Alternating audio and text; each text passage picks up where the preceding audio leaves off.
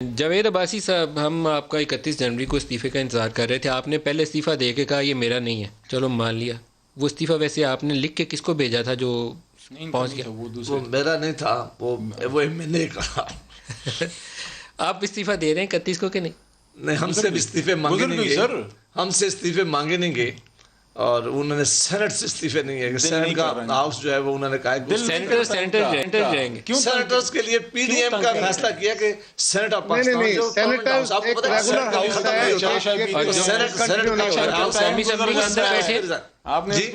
قومی اسمبلی کے اندر بیٹھے ہیں وہ بھی پرماننٹ رہیں گے. قومی اسمبلی کے لیڈرشپ فیصلہ کرے گی. سینٹ کبھی ڈیزالو نہیں ہوتا. ملک صاحب ہمارے پشتو میں سنیں ہمارے پشتو میں زبر مسئلہ وہ کہتے ہیں بوڑھے بیت مر کلمے موایا کہ بڑی اماں کو مر کے کلمے مت سناؤ، وہ جینا چاہتی ہے. آپ ان کو استعفوں کی بات نہیں، آپ میں گزر گئی 31 سر. دیکھیں پی ڈی ایم دسمبر بھی گزر گئی. سیاسی بات ہی جیسے میاں صاحب نے کی تھی کہ وہ تو سیاسی بیان تھا. یہ ہے وہ ذرا سر استعفوں کا معاملہ یہ ہے. ہم نے کہا تھا ہماری میٹنگ کدھر گئے وہ استعفے؟